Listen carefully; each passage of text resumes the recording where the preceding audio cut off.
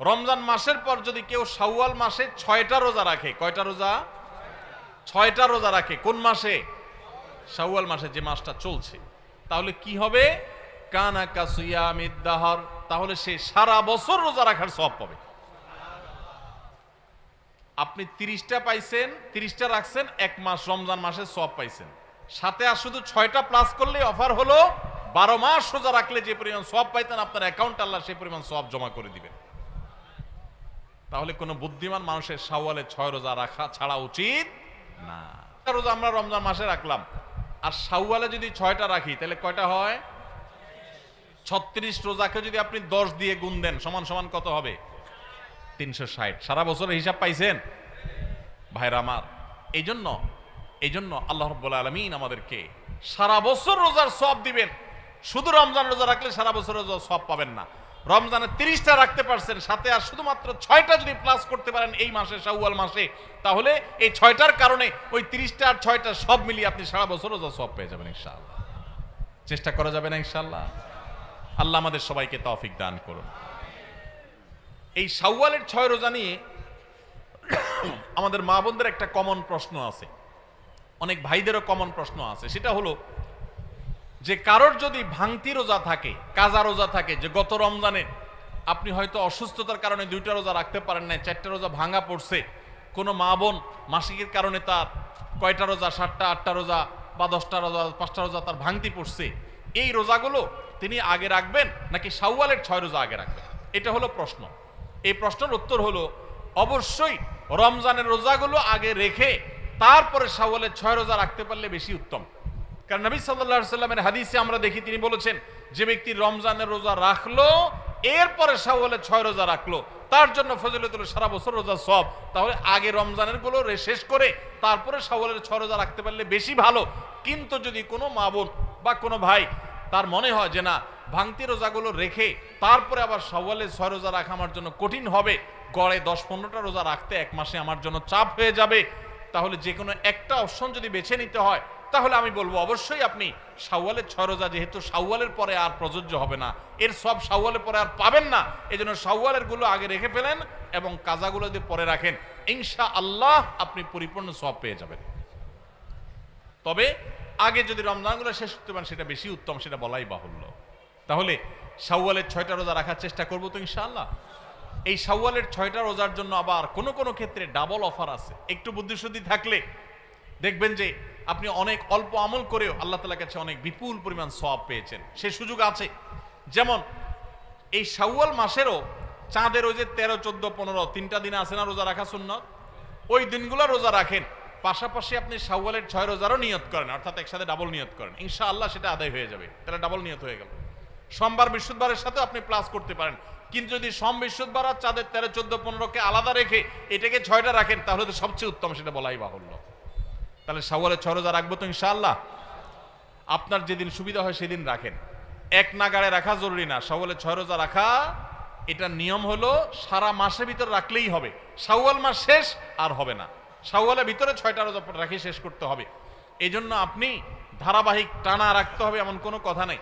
আপনি আজকে একটা রাখেন, আবার 5 দিন গ্যাপ দিয়ে একটা রাখেন, আপনার একটু কাজের চাপ যেদিন কম সেদিন রাখেন, আপনার যেদিন সুবিধা হয় সেদিন রাখেন, বদ্ধের দিন ধরে ধরে ধরে রাখেন, তাহলে আপনি যে কোনোভাবে 6টা রোজা রাখলেই হবে। সবাই চেষ্টা করবো না ইনশাআল্লাহ? আল্লাহ আমাদের সবাইকে আমলের তৌফিক দান করুন। ভাইরা আমার, তাহলে রমজানের আমলের চেষ্টা, রমজানের ইবাদত, রমজানের নামাজ, রমজানের রোজা, রমজানের তিলাওয়াত, রমজানের দান সদকা, এগুলো শুধু রমজানেই সীমাবদ্ধ নাকি রমজানের পরেও করা লাগবে? লাগবে কি লাগবে না? অতএব মসজিদে রমজানের পরে যেতে হবে কি হবে না? সবাই যাবো তো ইনশাআল্লাহ? আল্লাহর ঘরের দিকে যাবো তো ইনশাআল্লাহ? আপনার লাভ, আল্লাহর কোনো ঠেকা নাই ভাই। দেখতে দেখতে জীবনটা শেষ হয়ে যাবে, মালাকুল মউত হাজির হবে, চলে যেতে হবে, আপনি নিজের আমল নিয়ে যাবেন, আপনার কল্যাণ হবে। সবাই করবো তো ইনশাআল্লাহ? আল্লাহ আমাদের সবাইকে আমলের তৌফিক দান করুন। রমজান মাস শেষ হতে না হতেই আমাদের অনেকের টুপি ভাঁজ হয়ে পকেটে ঢুকে গেছে, আগামী রমজানের আগ পর্যন্ত সেটা আর ভালোভাবে খুলবে না। রমজান মাস শেষ হতে না হতেই আমাদের অনেকের কোরআন মাজিদ গুলো আমরা বন্ধ করে ওইটাকে গিলাবদ্ধ করে বক্সে তুলে রেখে দিয়েছি। আবার হয়তো এক রমজানের আগে, আগামী রমজানের আগে আর হয়তো অনেকের খোলার তৌফিক নসিব হবে না। এই যে রমজান মাস চলে গেলে আমাদের মসজিদে যাওয়া বন্ধ হয়ে যায়, নামাজ পড়া বন্ধ হয়ে যায়, দান সাদকা কমে যায়, অন্য সব কিছু বন্ধ হয়ে যায়, এটা কোরআন এবং হাদিসের দৃষ্টিতে কতটা ভালো কাজ বা এটা আদৌ ভালো কাজ কিনা, আমরা সে বিষয়টি আজকে একটু আলোচনা করার চেষ্টা করি। ভাইরা আমার, আমি যে আয়াত পড়েছি, আল্লাহ সুবহানাহু ওয়া তাআলা সেই আয়াতে বলেছেন, ওয়া'বুদ রাব্বাকা হাত্তা ইয়াতিয়াকাল ইয়াকিন। আমাদের প্রিয় নবী সাল্লাল্লাহু আলাইহি সাল্লামকে আল্লাহ তাআলা বলেছেন, আপনি আপনার রবের ইবাদত করুন। আপনি আপনার রবের ইবাদত করুন কতদিন পর্যন্ত? রমজান শেষ হওয়া পর্যন্ত। আল্লাহ বলেছেন হাত্তা ইয়াতিয়াকাল ইয়াকিন, আল ইয়াকিন আয়াল মউত, মৃত্যু আসার আগ পর্যন্ত আপনার রবের ইবাদত করতে থাকেন, করতে থাকেন, করতে থাকেন। এখানে কোনো প্রকার বিরতি চলবে না। ইবাদতে কোনো বিরতি আছে? যে নামাজ পড়ছেন ঠিক আছে, এক সপ্তাহের জন্য ছুটি, নামাজ না পড়লেও চলবে, ঘুমান, সুযোগ আছে কোনো? আল্লাহ রাব্বুল আলামিন তার হাবিবকে, তার প্রিয় রাসূল সাল্লাল্লাহু আলাইহি সাল্লামকে বলছেন, আপনি আপনার রবের ইবাদত করতে থাকুন কতদিন পর্যন্ত? মৃত্যু আসার আগ পর্যন্ত। তাহলে ইবাদত, নামাজ কি শুধু রমজান পর্যন্ত না মরণ পর্যন্ত? তাহলে আমরা যারা রমজান মাস পর্যন্ত নামাজ পড়ছি, রমজানের পরে আর মসজিদে যাই না, তাহলে কি তারা এই আয়াতের উপর আমল করলাম না আয়াতের খেলাফ করলাম? ভাইরা আমার, আহাব্বুল আ'মালি ইলাল্লাহি আদওয়ামুহা ওয়া ইন ক্বাল, আল্লাহর কাছে সবচেয়ে প্রিয় আমল কোনটা জানেন ভাই? সবচেয়ে পছন্দের আমল, সবচেয়ে পছন্দের আমল হলো, আমাদের আল্লাহ সবচেয়ে খুশি হন যদি বান্দা কোনো আমল, কোনো ভালো কাজ কন্টিনিউয়াসলি করে যায়, নিয়মিত করে। এই আমলটা আল্লাহ অনেক পছন্দ করেন। একজনের রমজানে কোরআন এক খতম দিছে, মাশাআল্লাহ, প্রতিদিন এক পারা করে পড়ে 30 দিনে 30 পারা খতম দিয়ে ফেলছে, কিন্তু রমজানের পরে আর উনি কোরআন হাতে ছুঁয়েও দেন, ধরেও দেখেন নাই। আরেকজন রমজান ভরে কোরআন খতম দিতে পারেন নাই, প্রতিদিন পড়ছে, মাশাআল্লাহ, 2-5 পৃষ্ঠা করে পড়ছে। রমজানের পরেও সে কোরআন পড়ছে, হয়তো রমজানের মতো এত বেশি পড়তে পারে নাই, রমজান ইবাদতের মাস হিসাবে একটু বেশি পড়বে, এটাই স্বাভাবিক। রমজানের পরেও পড়ছে, পরিমাণে ততটা না হোক, অল্প হলেও পড়ছে, 10 আয়াত 5 আয়াত করে পড়ছে, আধা পৃষ্ঠা করে পড়ছে, সারা বছরই একটু একটু করে হলেও পড়ছে। এই পড়াটা আল্লাহর কাছে বেশি প্রিয় রমজানে এক খতম কেন 5 খতম দেওয়ার চাইতে। কথা বুঝেন নাই? একজনে একসাথে অনেক টাকা দান করে দিছে, আর জীবনে কোনো খোঁজ খবর নেই নাই। এই দানের সওয়াব আছে, মর্যাদা আছে, ঠিক আছে, কিন্তু যে নিয়মিত একটু একটু করে দান করে, হয়তো এক সময় বেশি দেয়, আরেক সময় কম দেয়, সব সময় একরকম দিতে পারে না। রমজানে একটু বেশি দান করছে, কিন্তু রমজানের পরে একটু একটু হলো রমজানের দানের ধারাটা ধরে রাখছে। এই দানের ধারা ধরে রাখতে পারলো যে, নিয়মিত করলো যে, এই ইবাদতটা, এই দানটা আল্লাহর কাছে ওই অন টাইম দানের চাইতে বেশি উত্তম, বেশি ফজিলতপূর্ণ। তাহলে কি শুধু রমজান ইবাদত করব না রমজানের পরেও করব? ইনশাআল্লাহ। আওয়াজে তো আস্তে আস্তে ব্যাপার কি? আপনারা নিয়তি করে দিয়েছেন না ভাই আবার রমজানের আগে আর মসজিদে ঢুকতেছি না, এরকম নাকি? আল্লাহ আমাদের সবাইকে 12 মাসে মুসল্লি হওয়ার তৌফিক দান করুন। আল্লাহ আমাদের সবাইকে খাঁটি মুসলমান হওয়ার তৌফিক দান করুন। ভাইরা আমার, শুধুমাত্র রমজানে মুসলমানের পরিচয় দিলে হবে না, 12 মাস মুসলমানের পরিচয় দিতে হবে।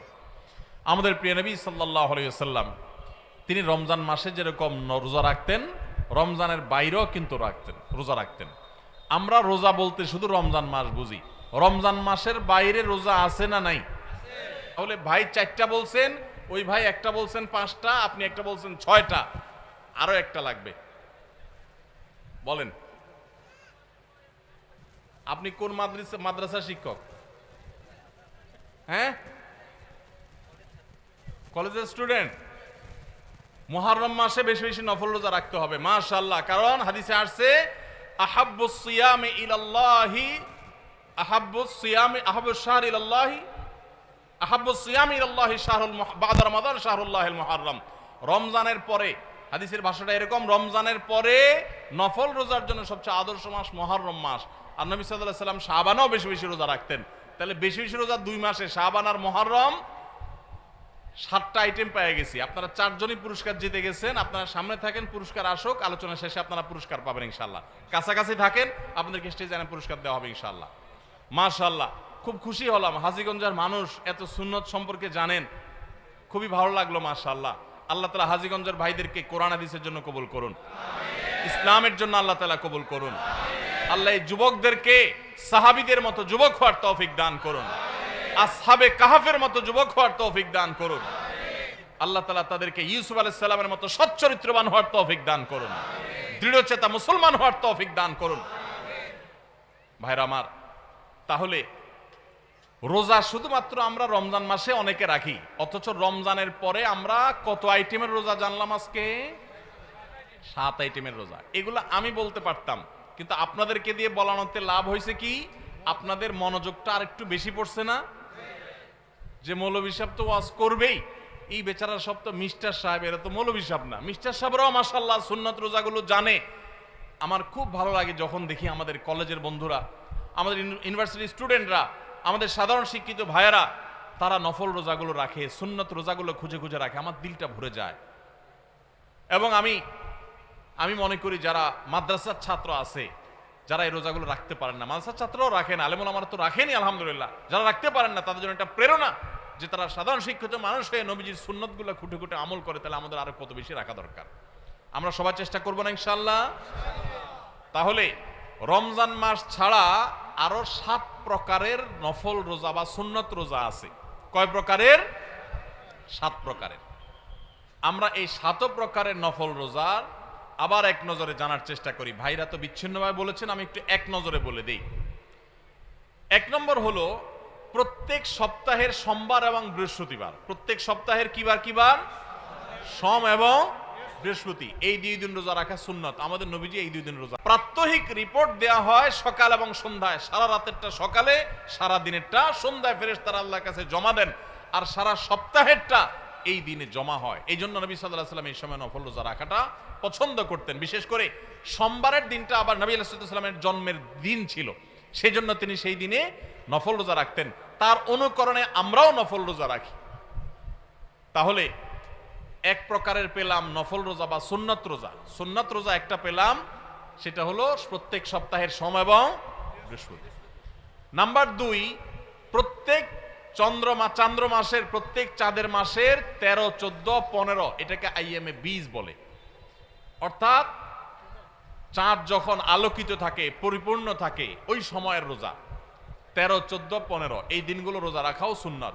নবী করিম সাল্লাল্লাহু আলাইহি সাল্লাম এই দিনগুলোতে রোজা রাখার জন্য তার প্রিয় সাহাবী আবু হুরায়রা, আবু যর গিফারি রাদিয়াল্লাহু তাআলা আনহুমা এবং আরো সাহাবীদেরকে স্পেশালি বিশেষভাবে ডেকে ডেকে ওসিয়ত করেছেন যে আমি চলে গেলেও দুনিয়া থেকে এই আইয়ামে 20 এর রোজা তোমরা কখনো ছাড়বা না। ভাইরা আমার, ঘরে ঘরে এখন ব্ল্যাক ম্যাজিকের সমস্যা, কালো জাদুর সমস্যা, দুষ্ট জিনের উপদ্রব, নানা রকম সমস্যা আমাদের ঘরে ঘরে ধরা পড়ে। এগুলো থেকে বাঁচার জন্য নিজস্ব সেফটি সিস্টেমের মধ্যে 2টা সেফটি সিস্টেম যদি আপনি মেনটেন করেন, ইনশাআল্লাহ আল্লাহ আপনাকে হেফাজত রাখবে। এর একটা হলো রাসূলুল্লাহ সাল্লাল্লাহু আলাইহি সাল্লামের সকাল এবং সন্ধ্যায় যে দোয়াগুলো তিনি পড়তেন, ওইগুলো আপনি নিয়মিত পড়বেন।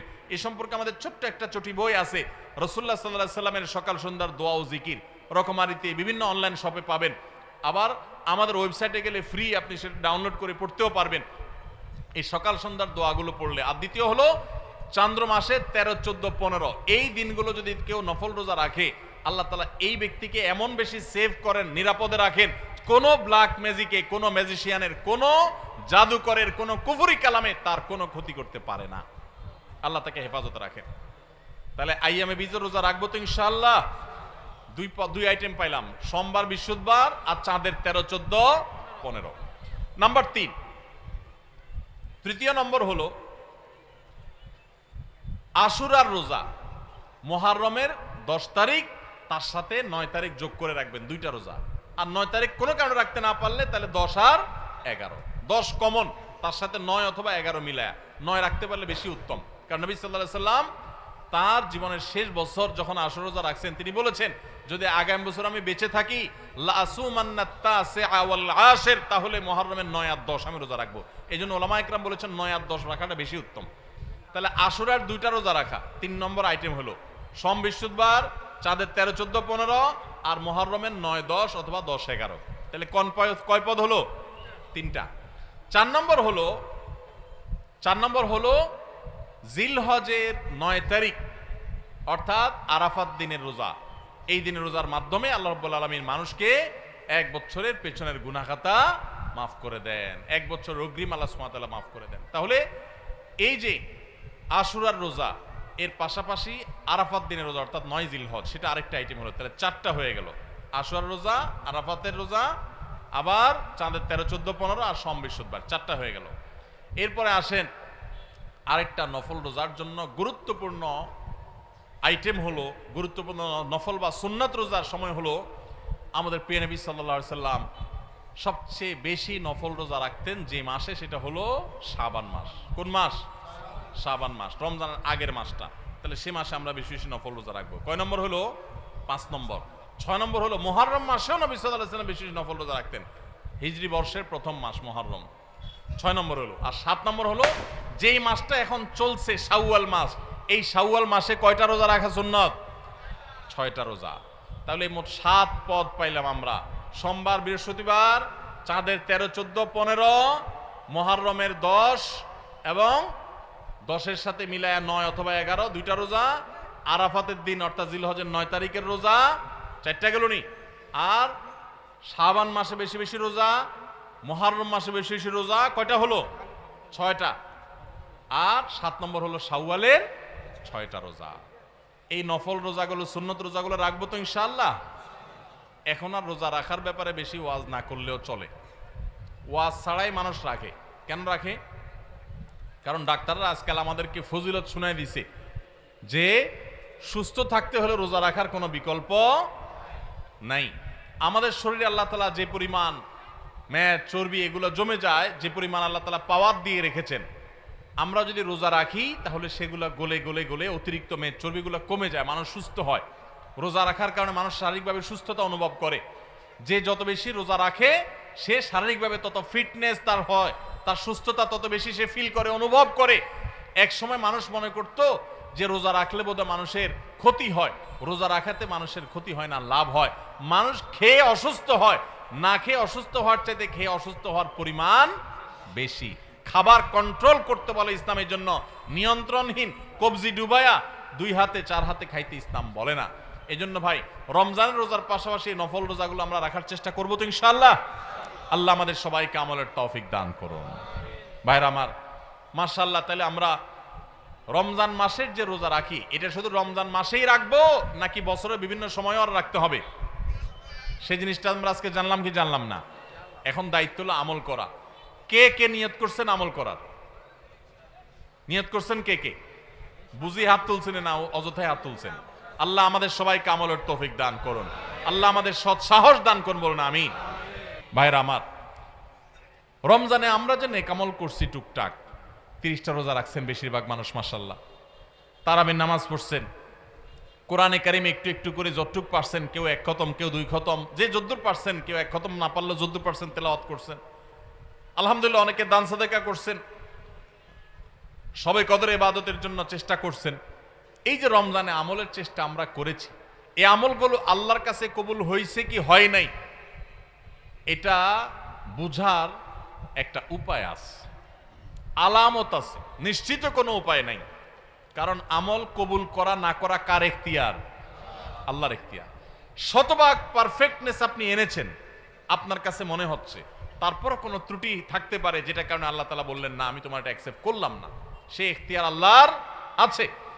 কিন্তু আমরা যে নেক আমলগুলো করি এগুলো সম্পর্কে ওলামায়ে কেরাম অনেক সালাফ, ইসলামের ইতিহাসের সোনালী যুগের স্বর্ণ মানবগণ, পূর্বসূরীগণ আমাদের, তাদের উক্তি আছে যে কোন কোন আমলের কবুল হওয়ার ব্যাপারে পূর্বাভাস, আলামত এটা জানা যায়। আলামত দেখে সুধারণা করা যায়, নিশ্চিত কোনো গ্যারান্টি নেই কবুল হয়েছে কিনা বলার সুযোগ নেই, তবে অনুমান করা যায়, ধারণা করা যায় যে হয়তো আল্লাহ কবুল করেছেন। তাহলে রমজানে আমাদের আমল ইবাদত কবুল হয়েছে কি হয় নাই সেটা বুঝার যে আলামতটা, সেটা কি বলে দিব আপনাদেরকে? তাহলে একটু মাপে নিলেন যে আপনার আমলটা কবুল হলো কি হলো না, চেষ্টা করলেন, উৎসাহিত হলেন, অনুপ্রাণিত হলেন। বলবো আমি সেটা? ভাইরা আমার, সেটা হলো, সে আলামতটা হলো রমজানে যে আমলগুলো করেছেন, শুধু রমজানের জন্য এটা কথা না, সারা বছরের জন্য প্রযোজ্য। কোনো আমল করার পর সে আমলটা যদি আপনি ধারাবাহিকভাবে করতে পারেন, কন্টিনিউয়াসলি করতে পারেন, বারবার করতে পারেন, একাধিকবার করতে পারেন, ওইটার ধারা যদি ধরে রাখতে পারেন, তাহলে আপনি আল্লাহর ব্যাপারে সুধারণা করতে পারেন। আল্লাহ আপনার আগেরটা কবুল করেছেন, এই জন্য পরে আবার করার তৌফিক দিয়েছেন। আল্লাহর কাছে আমল এবং ইবাদতের কবুলের একটা ছোট্ট আলামত এটা, যে আল্লাহ তাআলা রমজানে আপনি ফরজ রোজা রেখেছেন, রমজানের পরে শাওয়ালে 6 রোজা রাখার তৌফিক হয়েছে, সোমবার বৃহস্পতিবার রোজা মাঝে মাঝে রাখার তৌফিক হয়, চাঁদের 13, 14, 15 রোজা রাখার তৌফিক হয়, মাশাআল্লাহ। তাহলে আপনি সুধারণা করতে পারেন আমার রমজান রোজা আল্লাহ কবুল করেছেন, সম্ভবত, নিশ্চিত না, হয়তো আল্লাহ কবুল করেছেন, সেজন্য আমাকে ওইটা আবার নতুন করে করার তৌফিক দিয়েছেন। রমজানে আপনি তারাবির নামাজ পড়েছেন, রমজানের বাইরে 5 ওয়াক্ত নামাজ ধরে রাখছেন, তাহাজ্জুদ মাঝে মধ্যে পড়ার চেষ্টা করেন, হিম্মত করেন, নিয়ত করেন, সুধারণা করতে পারেন আল্লাহ হয়তো আমার রমজানেরটা কবুল করেছেন। কারণ আল্লাহর পদ্ধতি হলো কোনো আমল করার পর বান্দা সে আমলটা যদি আল্লাহ অ্যাকসেপ্ট করেন, ওই আমলটা বান্দাকে নিয়মিত করার সুযোগ দেন, তৌফিক দেন। এটা দেখে আন্দাজ করা যায় যে হয়তো আল্লাহ তাআলা আমল কবুল করেছেন। আর রমজানের আমল রমজানেই শেষ, একেবারে প্যাক করে ফেলছেন, আর আমলের ধারে কাছে যান নাই, তাহলে লক্ষণ খারাপ। আপনার আমল কবুল হয়েছে কিনা গ্যারান্টি কেউ দিতে পারবে না, হয়তো কবুল হয়ে গেছে, কিন্তু এখানে লক্ষণ খারাপ। আপনার টেনশনের কারণ আছে যে আমি কেন আর আমলগুলো করতে পারছি না, তাহলে কি আমার আমলগুলো আল্লাহ কবুল করেন নাই? ভাইরা আমার, এটাকে আমি একটা উপমার সাথে দিয়ে একটু বোঝানোর চেষ্টা করি। উপমাটা হলো হালখাতা। আপনাদের এলাকায় হালখাতা আসেনি? এখন আগের মতো এত ব্যাপক হালখাতা সিস্টেম নাই। আমরা আমাদের শৈশবে দেখছি প্রত্যেক দোকানে দোকানে হালখাতা আছিল। তো হালখাতার সিস্টেম হলো যে বছরে একদিন হালখাতা হয়, সাধারণত পয়লা বৈশাখে হালখাতা হতো। এখন হালখাতা না, এখন পান্তা ইলিশ। হালখাতার জায়গা দখল করে ফেলছে কিসে? পান্তা ইলিশে। হালখাতা ছিল গ্রাম বাংলার ঐতিহ্য, সেটা চলে যায় ওই জায়গায় ঢুকছে কি? পান্তা ইলিশ। যাই হোক, তো হালখাতার সিস্টেম হলো সারা বছর যা বাকি খাইছেন এই সব টাকা হালখাতার দিন পরিশোধ করে একদম আপনার হিসাব ক্লিন করবেন, পরিষ্কার হয়ে যাবে, কোনো দেনা বাকি থাকবে না। তাহলে এবার আপনাকে দোকানদার একটু মিষ্টি মুষ্টি খাওয়ায়, জিলাপি টিলাপি খাওয়ায়, আর নতুন করে ওই দিনই যদি আবার বাকি চান, যত টাকা চান আপনাকে বাকি দিবে। এই না হালখাতার সিস্টেম? আর যদি আগের টাকা বাকি না দেন, এই আগের টাকা পরিশোধ না করেন, কিছু দিয়া আর বলেন যে ঠিক আছে বাকিটা দিব, এখন আবার নতুন করে বাকি দেন, তো হালখাতার শরীয়তে, হালখাতার নিয়মে ওইটা কিন্তু গ্রহণ হবে না। ঠিক না ঠিক? ঠিক একইভাবে আল্লাহ রাব্বুল আলামিন বান্দাকে কোনো আমল করার তৌফিক দেওয়ার পর যদি সে আমলটা আবারও করার তৌফিক দেন, তাহলে বুঝতে হবে আগেরটা আল্লাহ তাআলা অ্যাকসেপ্ট করছেন, কবুল করছেন। সুধারণা করা যায় আল্লাহ হয়তোবা তাকে নতুন করে আমলের তৌফিক দিয়েছেন, ইঙ্গিত দিচ্ছেন যে বান্দা তোমার আগেরটা কবুল করেছি। এই জন্য ভাইরা, রমজানের কোরআন তেলাওয়াত, রমজানের মতো এত বেশি পারেন না, 1 পারা পারেন না, 2 পারা পারেন না, আধা পৃষ্ঠা পড়েন, 1 পৃষ্ঠা পড়েন। এই যে নিয়মিত পড়তেছেন, এটা যদি চেষ্টা করেন আর ধরে রাখতে পারেন, তাহলে সুধারণা করতে পারেন হয়তো আপনার রমজানের আমল, রমজানের তেলাওয়াত আল্লাহ কবুল করেছেন। আমরা রমজানের আমলগুলো রমজানের পরে করার চেষ্টা করব তো ইনশাআল্লাহ। আল্লাহ আমাদের সবাইকে আমলের তৌফিক দান করুন। শাওয়াল মাসে একটি প্রশ্ন অনেক ভাই বোন করে থাকেন, আর তা হলো শাওয়ালের যে 6টি নফল সিয়াম বা রোজা রয়েছে, এই রোজাগুলো যদি কেউ এ মাসেরই সোম, বৃহস্পতি অথবা আইয়ামে বীজ তথা চান্দ্র মাসের 13, 14, 15 এই তারিখগুলোতে রাখেন, তাহলে তিনি শাওয়ালের 6 রোজার পাশাপাশি সোম, বৃহস্পতি এবং আইয়ামে বীজের রোজারও সওয়াব আহরণ করার সুযোগ আছে কি নেই? অর্থাৎ রোজা হবে একটি, কিন্তু নিয়ত হবে দুটি। এক ইবাদতের মধ্যে দুটি নিয়ত করার বা দুটি আমলের সওয়াব লাভ করার সুযোগ আছে কি নেই? এই প্রশ্নের উত্তরকে আমরা 2 ভাগে ভাগ করতে চাই। প্রথমে সংক্ষিপ্ত উত্তরে আমরা শুধু শাওয়াল মাসে ইস্যুটা বলতে চাই, এরপরে এই বিষয়ে ইসলামী শরিয়ার মৌলিক নীতিমালাটা উল্লেখ করতে চাই, যার মাধ্যমে অন্যান্য ইবাদতের ক্ষেত্রেও একাধিক নিয়ত কোথায় করা যায়, কোথায় যায় না, সে বিষয়টি আমাদের কাছে পরিষ্কার হবে ইনশাআল্লাহ তাআলা। শাওয়াল মাসের 6টি রোজা যদি আমরা এ মাসেরই সোম, বৃহস্পতিবার কিংবা আইয়ামে বীজের যে দিনগুলো আছে সেই দিনগুলোতে আমরা রাখি এবং একাধিক নিয়ত করি, তাহলে একই সঙ্গে আমরা একাধিক ইবাদতের একাধিক রোজা রাখার সওয়াব লাভ করতে পারি ইনশাআল্লাহ তাআলা। অর্থাৎ কথার কথা, সোমবারে আপনি রোজা রাখলেন শাওয়াল মাসের, এবং সেই সাথে এটাকে সোমবারের রোজা রাখার নিয়তের পাশাপাশি শাওয়ালের 6 রোজার একটা আপনি নিয়ত করলেন, তাহলে শাওয়ালের 6 রোজার একটা হিসাবেও কাউন্ট হবে, আবার সোমবার রোজা রাখার সওয়াব আপনি লাভ করবেন। দুটি সব আমরা লাভ করতে পারছি একটি ইবাদতের মাধ্যমে। এই সুযোগটি আমাদের হাতছাড়া বোধহয় করা উচিত নয়। আর কেউ যদি সোম বৃহস্পতিবার রোজাগুলো রাখেন যথারীতি এবং বীজের রোজাগুলো রাখেন, সেই সাথে শাওয়ালের 6 রোজা আলাদা দিনগুলোতে রাখেন, তারটা তো সবচাইতে উত্তম হবে এবং তার সব যে বেশি হবে সেটা তো বলাই বাহুল্য। কারণ ইন্না আইজামাল জাজা ইমা আইজামিল বালা, যার কষ্ট যত বেশি হবে আল্লাহ তাআলা তাকে সব তত বেশি দিবেন। অতএব তারটাই সম্পূর্ণ স্বতন্ত্র। কিন্তু আমরা কেউ চাইলে দুটি নিয়তকে ইনক্লুড করতে পারি একটি দিনের রোজার মধ্যে শাওয়াল মাসের ইবাদতের ক্ষেত্রে এই স্কোপটি রয়েছে। অতএব এই সুযোগটি আমাদের হাতছাড়া করা বোধহয় উচিত হবে না। আর এই বিষয়ে ইসলামী শরিয়ার মৌলিক নীতিমালা হলো, একটি আমলে যদি একাধিক ইবাদতের নিয়তকে ইনক্লুড করতে হয় তাহলে সে আমল হতে হবে এমন আমল যেটি মুখ্য নয়। মুখ্য বা মৌলিক ইবাদত যেগুলোকে মাকাসিদ বলা হয়, সেরকম ইবাদতের মধ্যে একাধিক নিয়ত ইনক্লুড করা চলবে না। যেমন ধরুন জোহর, আসর, এই ইবাদতগুলো ফরজ ইবাদত এবং মুখ্য ইবাদত। অতএব এই ইবাদতগুলোতে যদি আপনি নিয়তকে ইনক্লুড করেন, কেউ জোহরের ফরজ নামাজ কাজা হলো, তার আসরও কাজা হলো, তো জোহরের নামাজের মধ্যে তিনি আসরেরও নিয়ত করে নিলেন, এই সুযোগ নেই, কারণ এগুলো মুখ্য ইবাদত।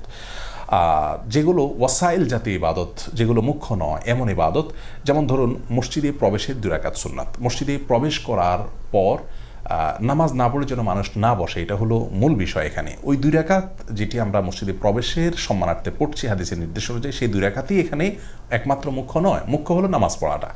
তো এই ইবাদতটি এমন ইবাদত যেটি মুখ্য নয়, ওয়াসাইল জাতীয় ইবাদত, এটাকে কন্ডিশন বা শর্ত জাতীয় ইবাদত আমরা বলতে পারি। তো এইরকম ইবাদতের মধ্যে ইনক্লুড চলে। অর্থাৎ ফজরের নামাজে আপনি মসজিদে প্রবেশ করলেন, করে ফজরের 2 রাকাত সুন্নাত পড়লেন, সেই সুন্নতের মধ্যে আপনি যদি তাহিয়াতুল মসজিদেরও নিয়ত করেন তাহলে সেটার সুযোগ আছে। অর্থাৎ এখানে 2টা ইবাদতের নিয়তকে আপনি ইনক্লুড করতে পারবেন। তার কারণ হলো একটি ইবাদত এখানে আমরা দেখতে পাচ্ছি এটা মুখ্য নয় এমন ইবাদত। তাহলে যে ইবাদতগুলো মুখ্য, 2টি ইবাদতই মুখ্য, সেখানে এরকম ইনক্লুড করে নিয়ত করা যাবে না। আবার নফল যদি হয় তাহলে সব নফলের ক্ষেত্রেও আবার 2 নফলকে একসাথে নিয়ত করার কোনো সুযোগ নাই, মুখ্য নয় এমন জায়গা ইনক্লুড করা চলবে। যেমন কেউ যদি তাহিয়াতুল উজুর ক্ষেত্রে একই কাজ করেন, যে তাহিয়াতুল উজু তিনি উজু করার পর 2 রাকাত নামাজ পড়লেন, তিনি যে কোনো নামাজ পড়লেন সেখানে তাহিয়াতুল উজুর নিয়ত করে নিলেন, তাহলে সেক্ষেত্রে একসঙ্গেই 2টি ইবাদতের সওয়াব তিনি পেতে পারেন। জুমার দিনে গোসলের ক্ষেত্রেও একই কথা প্রযোজ্য। অর্থাৎ জুমার দিনে যদি কেউ ফরজ গোসল করেন এবং জুমার দিনের যে সুন্নাত গোসল রয়েছে সেটারও নিয়ত করেন, তাহলে সেটি আদায় হয়ে যাবে। কারণ জুমার দিনে গোসল করাটা হলো মূল বিষয়। জুমার দিন উপলক্ষে আলাদা কোনো গোসল করতে হবে ফরজ গোসল করার পরে, সেটা মুখ্য নয়। গোসল হয়ে গেছে, সেটাই হলো মূল বিষয়। বিধায় এখানে জুমার দিনের যে গোসল সেটা মুখ্য ইবাদত থাকলো না, ওয়াসাইল জাতীয় ইবাদত হলো। অতএব এখানে ইনক্লুড করা চলবে। এক গোসলে 2টি আমাদের ইবাদত হতে পারে, 2টি আমল হতে পারে, ফরজ গোসলও হতে পারে, আবার সুন্নাত গোসলও আদায় হতে পারে। একই কথা শাওয়ালের 6 রোজার ক্ষেত্রে প্রযোজ্য, যে সেগুলো সোম বৃহস্পতিবার বা ইয়ামে বীজের দিনগুলোতে আমরা যদি নিয়ত করে নিই তাহলে এখানে ইনক্লুড করা যাবে। অতএব সব ক্ষেত্রে আবার 2টি ইবাদতের নিয়ত আমরা একসঙ্গে একটা ইবাদতের মধ্যে করার সুযোগ থাকছে না। আল্লাহ তাআলা আমাদেরকে বোঝার তৌফিক দান করুন। আসসালামু আলাইকুম ওয়া রাহমাতুল্লাহি ওয়া বারাকাতুহু।